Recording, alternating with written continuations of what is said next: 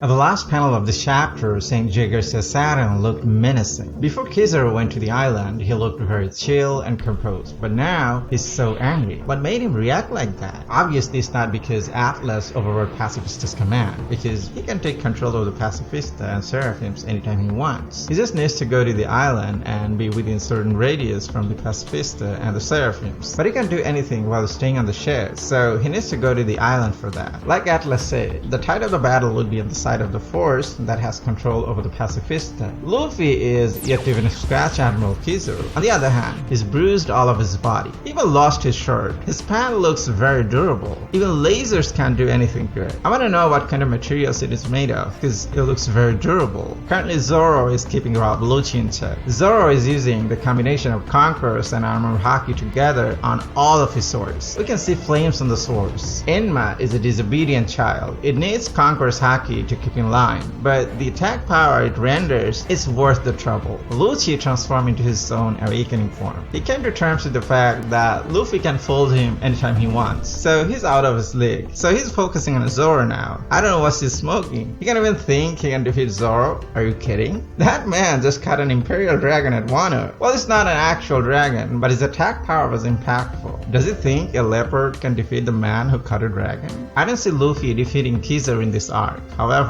Lucci is going down for sure. He actually deserves it. Zoro will cut his tail and his claws. I can see a few of his teeth missing, especially the canines. Now, why is Luffy playing around with Kizaru? Well, it's the nature of his devil fruit. It makes the user to do fun stuff. Even if Luffy wants, he cannot change it unless he uses Conquerors and Armored Hockey simultaneously. In one of my videos, I talked about Luffy's instinctual Hockey. Kizaru is a Logia devil fruit user. He's intangible. Unless someone uses Armored Hockey, he's practically untouchable. But Luffy caught Kizaru with his bare hand. We didn't see any Armored Hockey coding. It's not that Luffy can't use Armored Hockey while he's in gear-free form. We saw him using against Kaido, and he also used it against Kizaru's light clones. So how did he manage to catch Kizaru with their Hockey? I think Kizaru was caught off guard. Well, it's also possible it is one of his devil fruit's abilities to hurt even a Logia devil fruit user without coding Armored Hockey on his body. After all, it's the most ridiculous devil fruit. It's only as powerful as the user's imagination.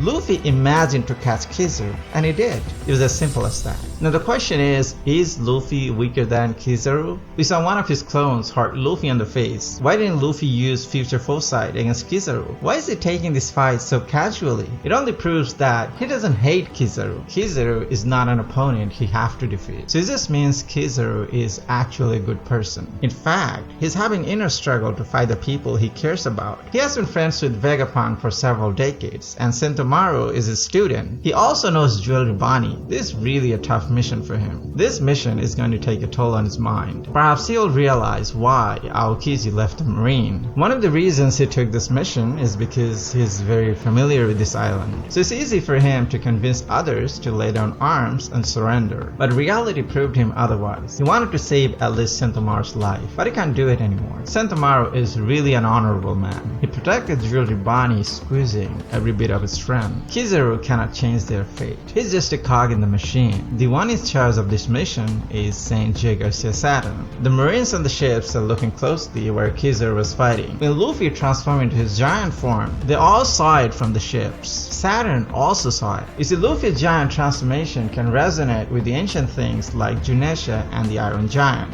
It reminds them of Joy Boy. It's not only them, Imu and the Gorosei also have the same feeling. When Saturn saw Luffy's giant transformation, he looked menacing. He's deciding to eliminate Luffy here. He can't let someone similar to Joy Boy appear again. If he cannot take him down now, it will be a huge disaster for them later. This is the best opportunity for them to take him down. He has the control over the Seraphims, the Pacifista, and the Navy fleet. He want to extinguish the light from the history. It's the vow he made to Imu in the throne room, and it's time for him to act upon it. He wants to kill Luffy.